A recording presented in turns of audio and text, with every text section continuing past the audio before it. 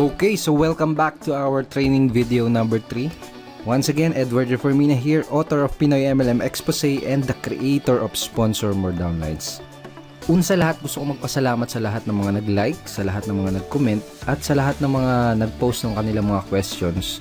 Thank you so much. So I hope napanood mo na yung ating video training number 2. Dahil dun sa training video number 2, pinag-usapan natin yung mga common MLM myths na pinaniniwalaan ng mga Pinoy networkers na pumipigil sa kanila para magkaroon ng resulta at maging successful sa kanilang mga business.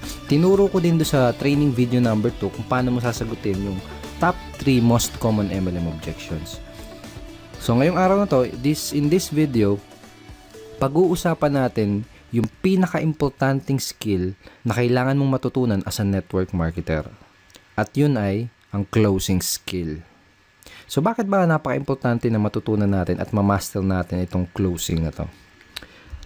Let me tell you a true story.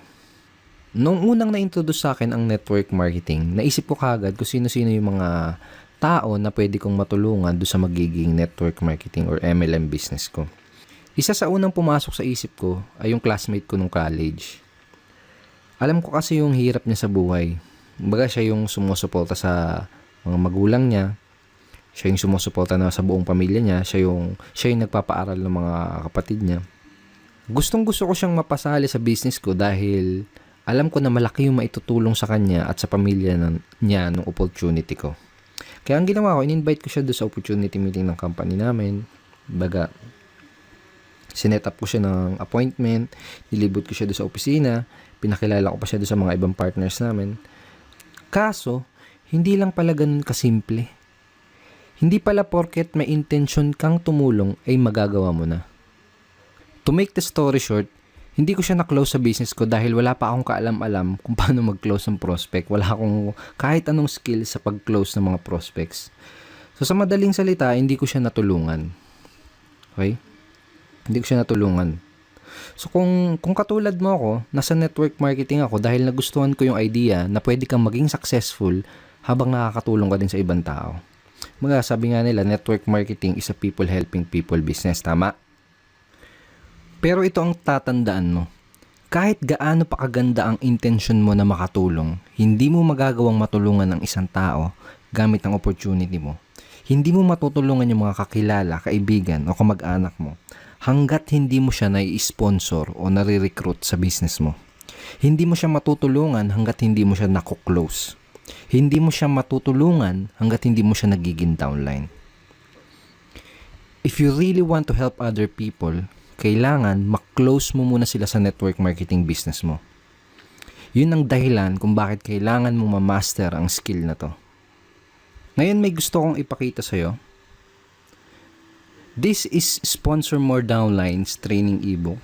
This is a 128 pages, very detailed how-to sponsoring training ebook. This is an exclusive training ebook na ginawa ko lang para sa team ko. Baga dito sa ebook na to, dito ko tinuro lahat ng mga sponsoring and recruiting strategies, approach and methods na natutunan at na-discover ko na tumutulong sa akin para makapag-sponsor ng up to 23 downlines per month. Okay, dito ko rin tinuro yung 5 easy steps of sponsoring. Okay, so very, very detailed siya. Tinuro ko dito mula from qualifying to handling prospect objections and of course up to closing prospects. So sobrang detailed niya. Tinuro ko dito kung ano yung mga linyang ginagamit ko, kung ano yung mga scripts na sinasabi ko.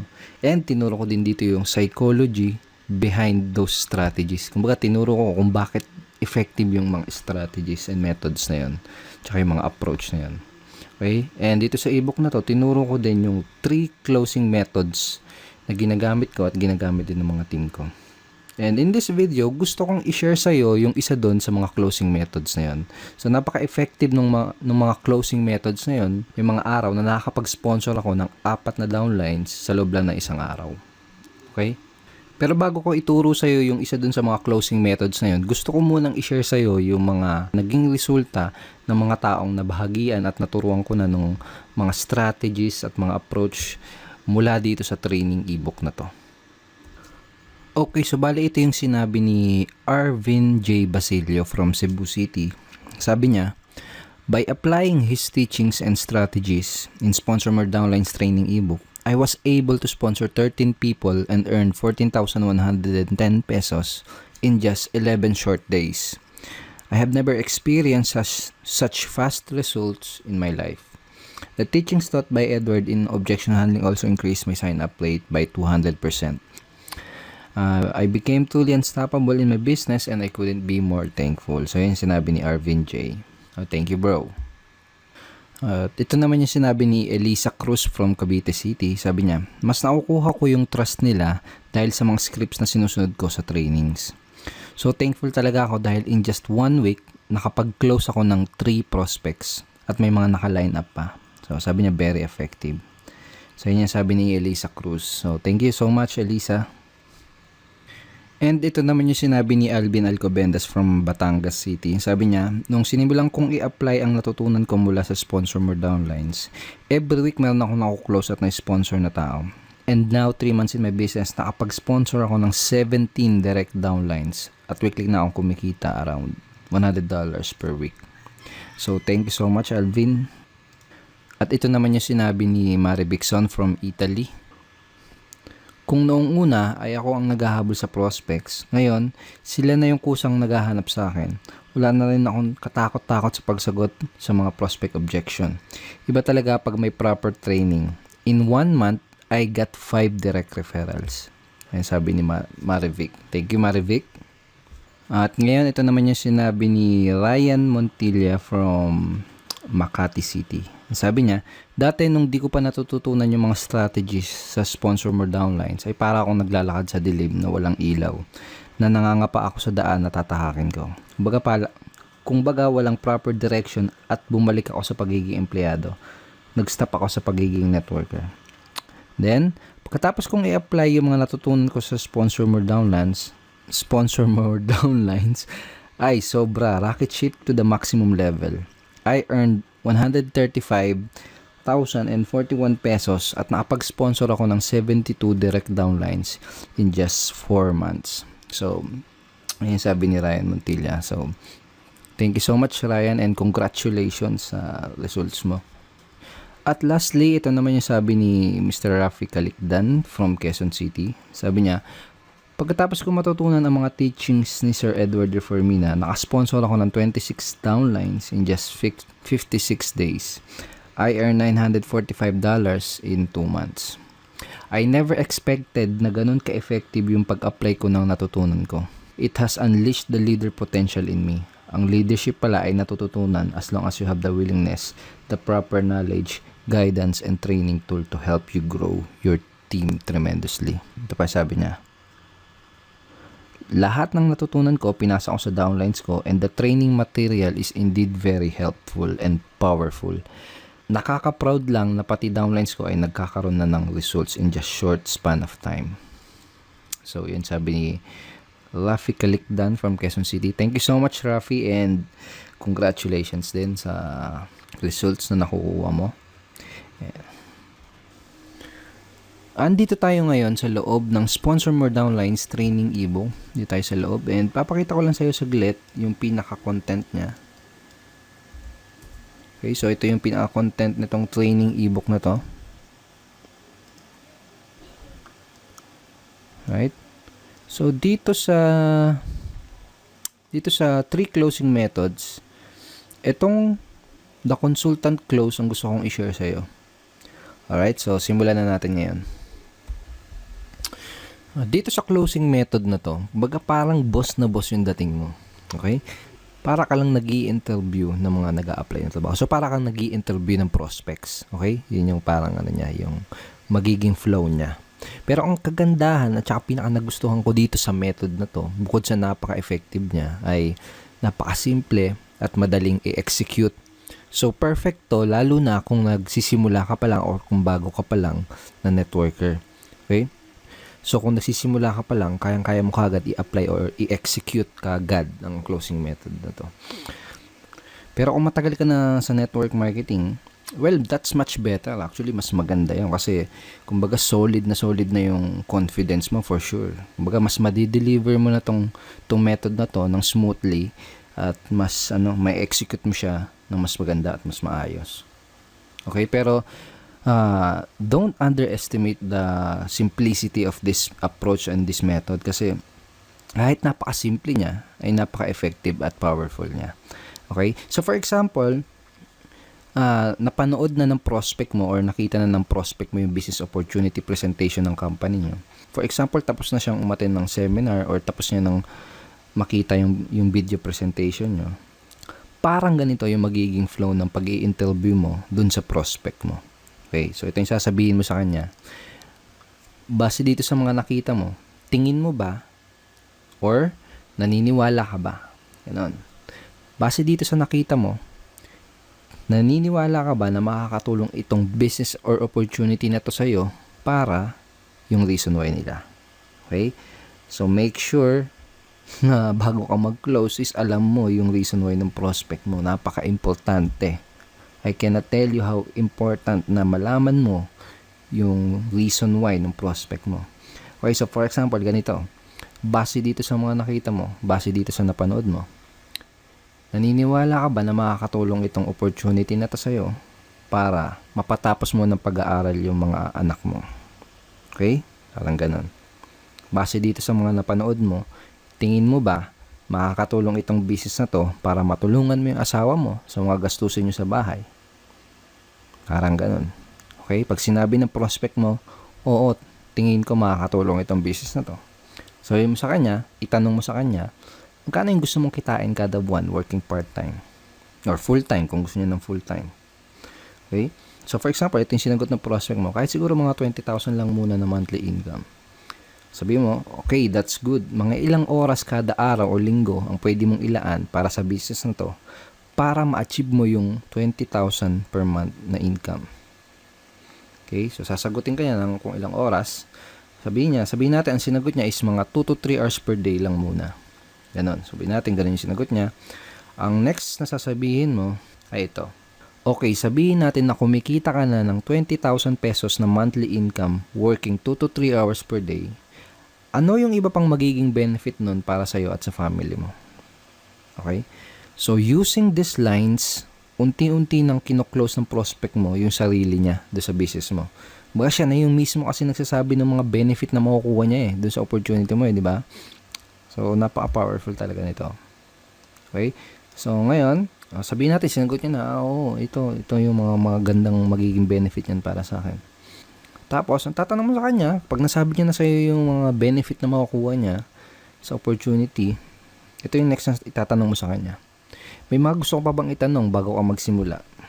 Okay? O kaya, ano yung mga questions na gusto mong masagot ko bago ka makapagsimula? Or, bago ka magsimula sa business na to, may gusto ka pa bang malaman?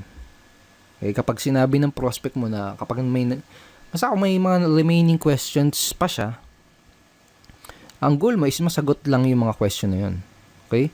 Ang goal naman kasi talaga natin is mabigay lahat ng mga kinakailangan na information para makagawa ng informed at sariling decision yung prospect natin.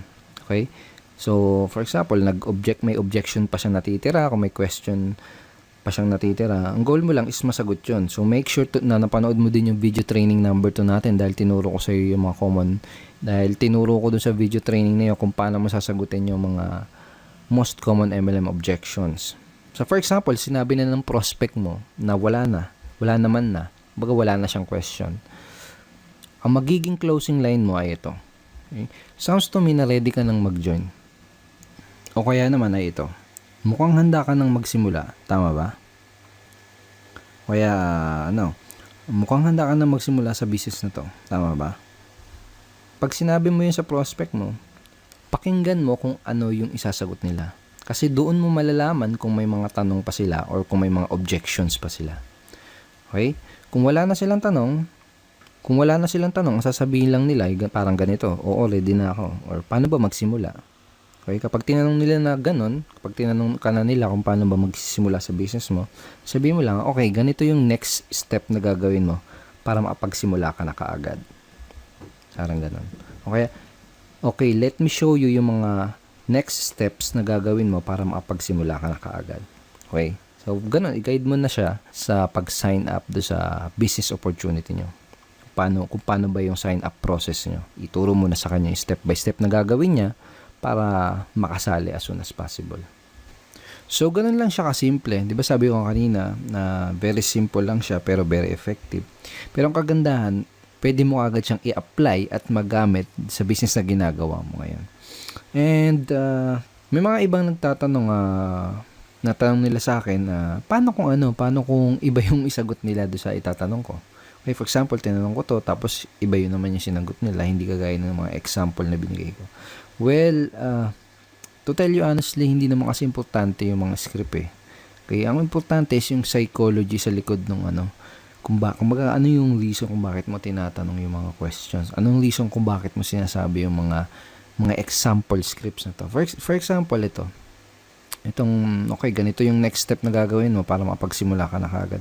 Basically, kapag sinabi mo yung ganito sa prospect mo, you are showing leadership. Kumbaga, tinuturuan mo siya, ginaguide mo siya. You're showing that you are a true leader. Napakita mo sa kanya na isa kang leader na kaya siyang i-guide sa proseso or do sa business. Parang ganun. Okay? Mas importante yung yung maintindihan mo o ma-internalize mo kung bakit mo sinasabi yung itong mga scripts na to. Okay? Kasi kapag naintindihan mo na ng maigi kung ano yung reason kung bakit mo sinasabi yung mga lines or script na yan, doon darating yung point na makakapag-improvise ka na ng mga sasabihin mo doon sa prospect na kinakausap mo. Okay, so ito yung consultant close method. Ito yung isa sa mga closing method na ginagamit ko para makapag-sponsor na madaming downlines sa aking business. Okay? Ito yung isa sa mga closing method na tinuro ko dito sa loob ng Sponsor More Downlines training ebook. So, make sure na i-apply mo kaagad itong method na to sa business mo. Kung may kakausapin ka mamayang prospect, kung mayroong kakausapin bukas, sa isang araw, make sure na gamitin mo kaagad itong mga lines na to para ma-practice mo kaagad, para masanay ka kaagad, para ma-internalize mo kaagad yung method, at para ikaw mismo makita mo din yung response at yung magiging resulta kapag ginamit mo tong closing method na to. So, I hope madami kang natutunan dito sa 3-part video training series natin, and I hope ay nag-enjoy ka sa panonood nitong 3 videos na to dahil ako mismo nag-enjoy ako sa paggawa nitong 3-part video training series na to para sa'yo. At ngayon, ang kailangan mo na lang gawin ay i-apply ang lahat ng mga natutunan mo mula dito sa training series natin. Pero syempre, hindi dito natatapos yung pag-aaral mo. Baga, hindi dito natatapos yung pag-educate mo sa sarili mo. Because network marketing is a continuous learning journey. Sabi nga nila, if you stop learning, you stop earning as well. So, dapat tuloy-tuloy. Dapat tuloy-tuloy yung pag-increase mo ng mga nalalaman mo. Dapat tuloy-tuloy yung pag-increase mo ng knowledge mo. At kapag ginawa mo yun, makakapag-acquire ka ng mga necessary skills. Mga skills na tutulong sa'yo para magka-resulta, para maging successful dyan sa business mo. Okay? So, may gusto kong ikwento sa'yo. Maiksing kwento lang to. And I'm sure may mapapulot kang magandang aral dito sa kwento na to. Pwede rin na narinig mo na to before, pero ito kwento ko pa din. Tungkol to sa isang lalaki na naglalakad sa kagubatan. So, naglalakad siya sa gubat. And habang naglalakad siya, may nakita siyang isang mangangahoy na nagpuputol ng puno. Okay? Nakita niya yung mga ngahoy na yon na pagod at hirap na sa pagputol ng puno. Tagaktak yung pawis at napapamura pa sa hirap yung mga ngahoy habang pinuputol niya yung puno. Ngayon, nagtaka yung lalaki na nakakita sa kanya doon sa mga ngahoy. Ginawa niya, tinanong niya yung lalaki. Sabi niya, anong problema kaibigan? Ang sagot ng mga ngahoy, mapurol kasi tong palakol na ginagamit ko. Kaya hindi ko maputol ng maayos tong puno. Ang sagot ng mga ngahoy. Sabi ng lalaki, bakit hindi mo hasain yung palakol mo? Ang sinagot sa kanya ng mga ngahoy, mahihinto kasi ang pagpuputol ko ng puno kapag ginawa ko yun. Mahihinto ako sa pagputol ng puno kapag hinasa ko tong palakol ko. Sagot ng mga ngahoy. Sabi ng lalaki, pero kung hahasain mo yung palakol mo, mas magiging mabilis at mas madali ang pagputol mo dyan sa punong yan. Ang sagot ng mga ngahoy, wala kasi akong panahon para huminto Habang mas lalo siyang napapagod doon sa ginagawa niya pagputol ng puno. Habang mas lalo siyang pinagpapawisan doon sa pagputol ng puno na yon. So, napailing na lang yung lalaki tapos naglakad na lang siya papaalis. Iniwan niya na lang yung mga ngahoy. Maraming mga networker ngayon ang kagaya ng mga ngahoy dun sa kwento. Karamihan ay hataw lang ng hataw. Araw-araw hataw lang ng hataw. Kahit pinagpapawisan na, kahit hirap na, kahit wala pa ding resulta. Hataw lang ng hataw, hataw lang ng hataw. Kumbaga hindi sila makapaglaan ng panahon para hasain ang sarili nila para mas maging effective at mas maging efficient dun sa ginagawa nilang negosyo. Now I want to congratulate you dahil the fact na pinapanood mo ngayon ang video na to, katunayan lang yan na gusto mong maglaan ng oras at willing kang hasain yung sarili mo. Willing kang hasain yung mga skill mo. Pinatunayan mo sa sarili mo na willing ka talagang maging successful. So congratulations. Tama yung ginagawa mo. Pagpatuloy mo yan. Once again, thank you very much for watching our training video series. Kung nagustuhan mo ang video training series na to, make sure na mapanood mo yung video na ipapadala ko sa'yo bukas. Dahil dun sa video na yun, malalaman mo kung paano ka magkakaroon ng access sa Sponsor More Downlines training ebook. Yes, bibigyan kita ng chance para magkaroon ng access dito sa dating exclusive training ebook na to. Magkakaroon ka ng chance para malaman ang lahat ng mga sponsoring and recruiting strategies, approach and method na tinuturo at ginagawa ko na tumutulong sa akin para makapag-sponsor ng madaming downlines na walang kahirap-hirap. At dun sa video na ipapadala ko sa iyo bukas, malalaman mo din kung paano mo makukuha itong Objection Crusher training ebook for free. Yes, gusto kong ibigay sa iyo itong Objection Handling training ebook na to for free. Pero napaka-importante na mapanood mo yung video na yun bukas dahil hindi ko alam kung ilang Pinoy network marketers lang ang hahayaan kong magkaroon ng access dito sa napaka-valuable at dating exclusive training materials na to. Kaya kung gusto mong magkaroon ng access sa Sponsor More Downlines training ebook at kung gusto mong makuha itong Objection Crusher for free, make sure na mapanood mo yung ipapadala ko sa yung video bukas. Kaya wag mong kakalimutan na i-check ang iyong email bukas, okay? Dahil ipapadala ko sa email mo yung link na pupuntahan mo para mapanood yung video na yun. Okay, once again, thank you so much. And kung hindi mo pa nakiklik yung like button sa baba, please click it and go ahead and share mo din tong page na to sa mga friends mo. And pwede ka din mag-comment dito sa baba ng video na to. At kung may katanungan ka, wag kang mahihiya mag-post ng iyong questions. And I will try my best na sagutin yung tanong mo. So once again, Edward Reformina here and see you tomorrow. Bye-bye. God bless.